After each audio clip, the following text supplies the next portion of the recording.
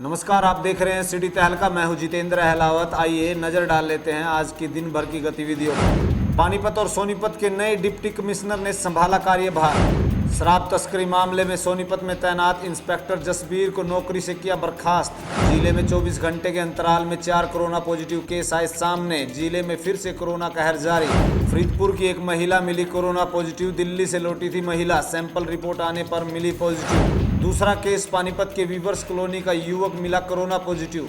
Corona संक्रमित पाए जाने वाले दोनों मरीजों के क्षेत्र को पूरी तरह से किया गया सील। परिजनों के भी लिए गए सैंपल। जिले में अब संक्रमित मरीजों की संख्या बढ़कर हुई 42। एक्टिव केस की संख्या हुई 9। संभालका मंडी में आढ़ती के पॉजिटिव पाए जाने के बाद मंडी को 14 दिन के लिए किया गया सील।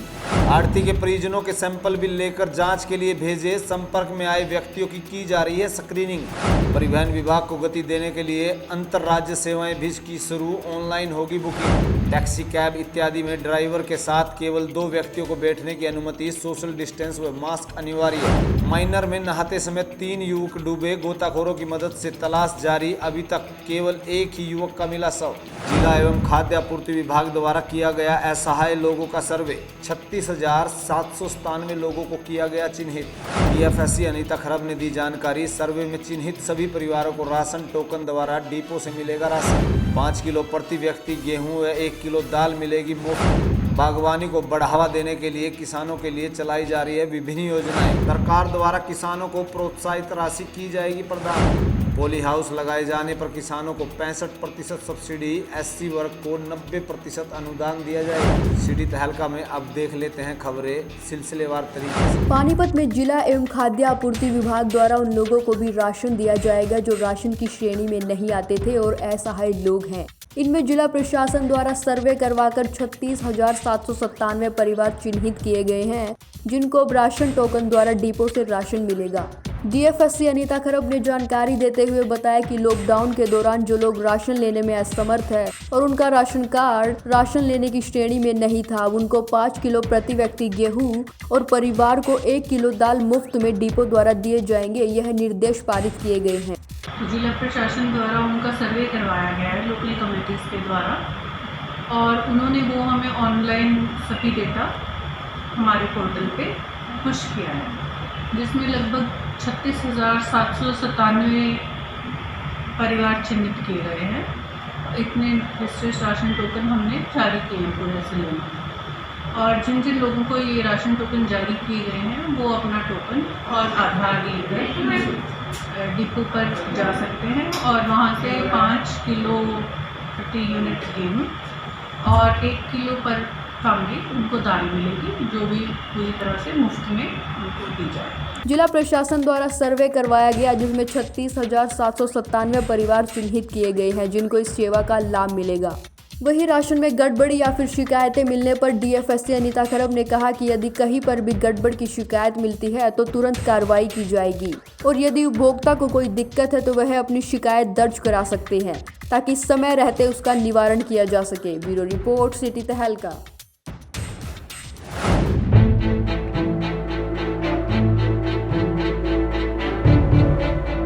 भारत के गृह मंत्रालय द्वारा चौथे लॉकडाउन के लिए जारी किए गए दिशा निर्देशों की अनुपालना में हरियाणा के परिवहन विभाग ने राज्यों में यात्री वाहनों हेतु बैठने की क्षमता बारे निर्देश जारी किए हैं।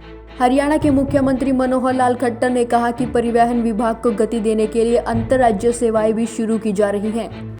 और हम लोगों ने निर्णय किया है MHA की गाइडलाइंस के अनुसार जो लॉकडाउन 3 की जितनी छूट थी उसमें कुछ क्षेत्रों के अंदर ये छूट और बढ़ाई गई है। विशेष तौर पर अब कंटेनमेंट जोन वहीं तक प्रतिबंध जारी रहेंगे। जो कंटेनमेंट जोन से अतिरिक्त क्षेत्र है उस सारे को ऑरेंज जोन मान करके और गतिविधियां वो सब चलाई जाएंगी।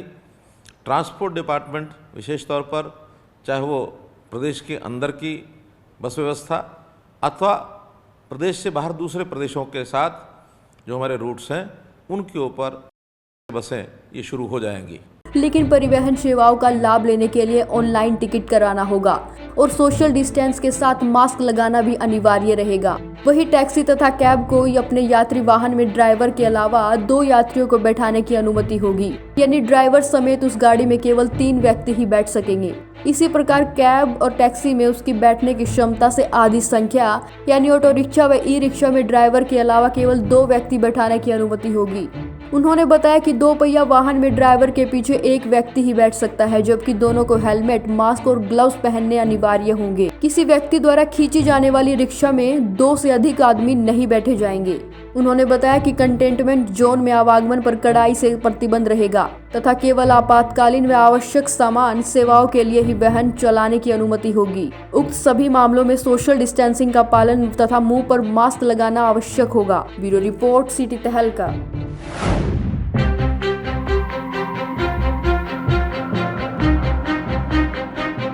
समालखा अनाज मंडी में कोरोना पॉजिटिव केस पाए जाने के बाद जिला प्रशासन ने सब्जी मंडी को 14 दिन के लिए सील कर दिया है।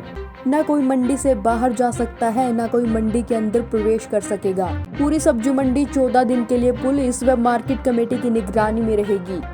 गौरतलब है कि समालखा मंडी में जो कोरोना पॉजिटिव केस मिला है वह रोजाना पानीपत की सब्जी मंडियों से आवागमन भी करता था। अब स्वास्थ्य विभाग ने इसके परिवार के भी सभी सदस्यों के सैंपल भी ले लिए हैं और जांच के लिए भेजे गए हैं। परिवार को आइसोलेट कर दिया गया है। प्रशासन ने पूरी मंडी को 14 दिन के लिए सील कर पुलिस और मार्केट कमेटी के कर्मचारियों की ड्यूटियां लगा दी गई है ताकि कोई मंडी में प्रवेश न कर सके।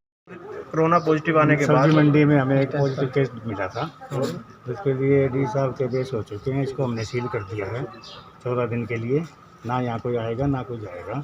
और हमारे पुलिस के मुलाजिम और सब्जी मंडी मार्केट कमेटी के मुलाजिम यहाँ मौके पे हाजिर रहेंगे, डॉक्टर हाजिर रहेंगे। 14 दिन तक इसको बंद कर दिया। अब पॉजिटिव पाए गए मंडी के आड़तियों में भी हड़कंप मचा हुआ है। वही स्वास्थ्य विभाग वहां स्क्रीनिंग में लगा हुआ है कौन कौन पॉजिटिव युवक के संपर्क में आए थे। समालखा से सिटी तहलका के लिए रतनलाल की रिपोर्ट।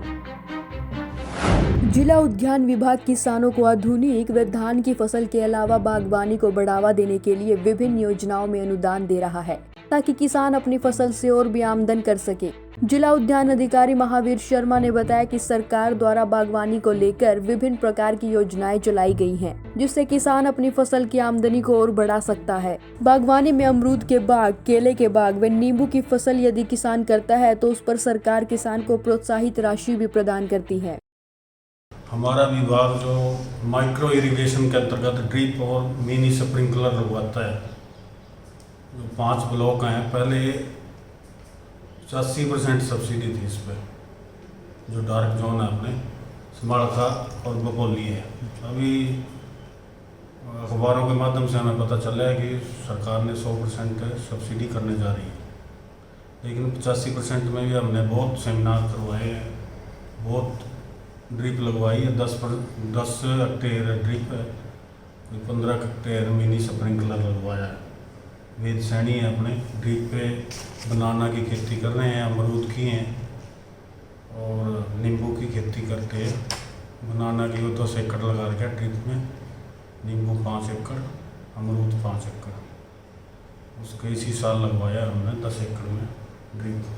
वही पोली हाउस को लेकर भी जिला उद्यान अधिकारी महावीर ने कहा कि सरकार द्वारा पोली हाउस लगाए जाने पर 65% किसानों को सब्सिडी है। वही SC वर्ग से यदि कोई किसान है तो उसको 90% अनुदान सरकार द्वारा दिया जाता है। BHU ने कहा कि किसानों को बागवानी की तरफ रुख करने के लिए समय समय पर विभाग की तरफ से किसानों का सेमिनार लगाया जाता है ताकि सही और सटीक जानकारी उन तक पहुँच सके। ब्यूरो रिपोर्ट, सिटी तहलका।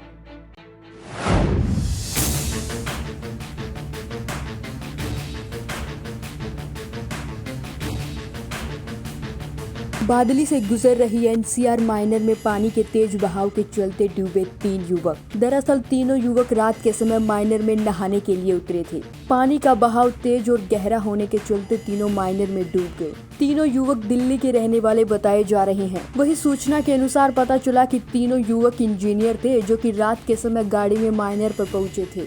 सूचना मिलते ही पुलिस टीम मौके पर पहुंची। रात के समय ही फायर ब्रिगेड और गोताखोरों की मदद से सर्च अभियान शुरू किया गया। गोताखोरों की मदद से तीनों युवकों की तलाश जारी है, लेकिन 3 में से अभी तक केवल 1 युवक का ही शव माइनर में मिला है, जबकि 2 युवकों की तलाश जारी है।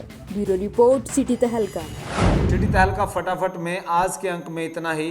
अगले अंक में फिर मिलेंगे नई खबरों के साथ। तब तक के लिए आप रहें सुरक्षित, अपने परिवार का रखें ख्याल। दीजिए इजाज़त, नमस्कार।